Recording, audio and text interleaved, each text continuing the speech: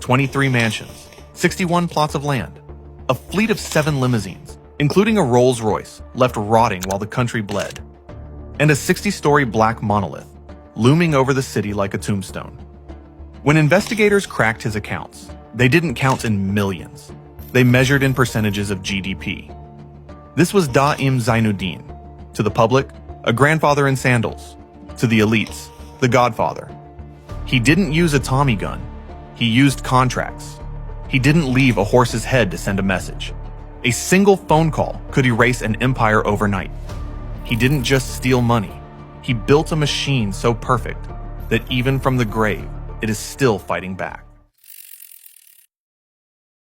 To understand a heist of this scale, you have to understand the man who designed it, because he wasn't your typical flashy billionaire. If you met Daim Zainuddin in the 1980s, you would have thought he was a retired schoolteacher. He didn't wear Italian suits. He wore loose shirts. He didn't wear Patek Philippe's. He wore cheap digital watches. He famously attended high-level government meetings in $5 sandals. But this wasn't humility. It was camouflage. While he was playing the role of the thrifty grandfather, he was quietly taking control of the entire nation's wallet. He held the keys to the war chest, a secret slush fund used to keep the ruling regime in power forever. In this country, the party wasn't just a political organization. It was a business, and Daim was the treasurer. If a minister wanted to keep his job, he didn't kiss the prime minister's ring. He kissed Daim's. He built a structure that would make a mafia family jealous. He handpicked his capos, trusted businessmen who acted as his proxies, and gave them territories to run. One guy got the highways.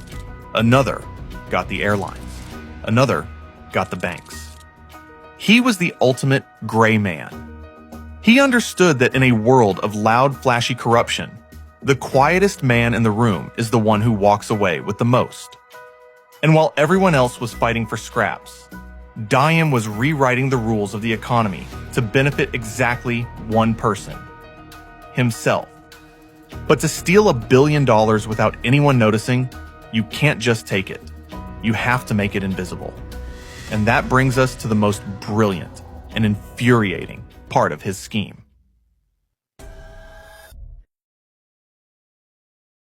How do you buy a $50 million office block in London when your official salary is less than a dentist's?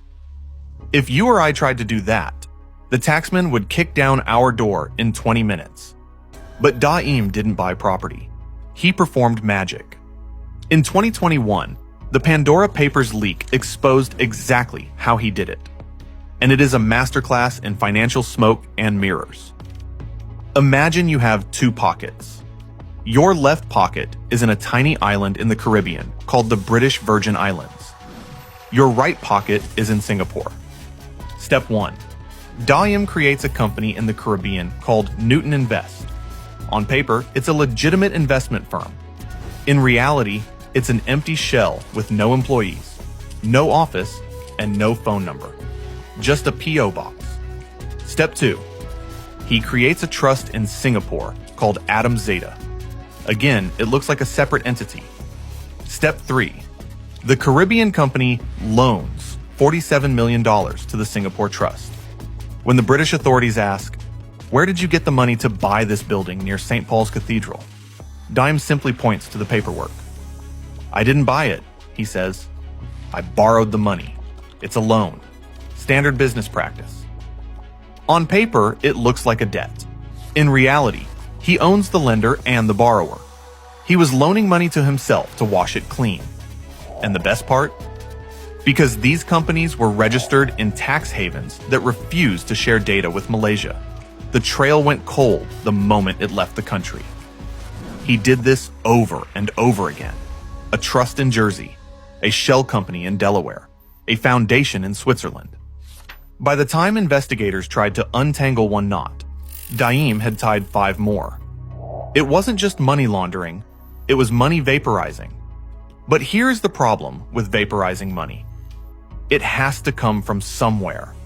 It doesn't appear out of thin air. Every dollar sitting in a trust in the Caribbean is a dollar that was removed from somewhere else. And in this case, it wasn't removed from a bank vault. It was removed from the future of an entire nation. July 1997.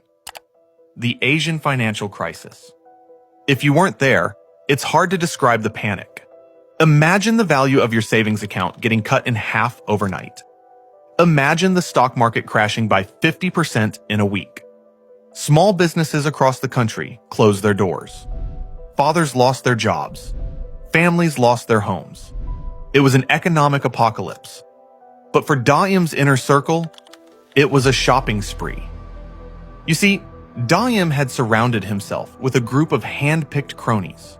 He called them captains of industry. Critics called them proxies. These men controlled the country's highways, its phone lines, its construction projects. They were supposed to be the engines of the economy. But when the crisis hit, the truth came out. These weren't engines. They were parasites. Two massive conglomerates, let's call them the highway kings, were drowning in debt. In a free market, they should have gone bankrupt. They made bad bets, and they lost. But in Daim's world, the family doesn't lose. Instead of letting them fail, the government orchestrated a bailout, a massive, multi-billion-dollar rescue package. But here's the twist that should make your blood boil. They didn't use private money to save these private companies. They used taxpayer money. They took public revenue, money earmarked for rural clinics, for primary schools, for roads in the poorest states, and they funneled it into the pockets of billionaires to cover their gambling losses. The result was a transfer of wealth so massive it's hard to comprehend. The profits remained private. The losses became public. While ordinary people were selling their jewelry to buy rice, the men who broke the economy were driving new Ferraris. And watching from the shadows, wearing his $5 sandals, was Daim. He had successfully turned the national treasury into an insurance policy for his friends. For 40 years, it seemed like he had gotten away with the perfect crime. He retired. He disappeared from public life. He became a ghost. But ghosts have a weakness. They think they are invisible. And in 2024, the lights turned on. January 2024. Malaysia's Anti-Corruption Commission finally knocks on the door. They don't just knock, they seize the tower. That black monolith in the center of the city. The government slapped a seizure notice on the lobby glass. They froze the accounts. They raided the offices. And they dragged the Godfather out of the shadows and into the light. When Daim Zainuddin finally appeared in court, the public gasped.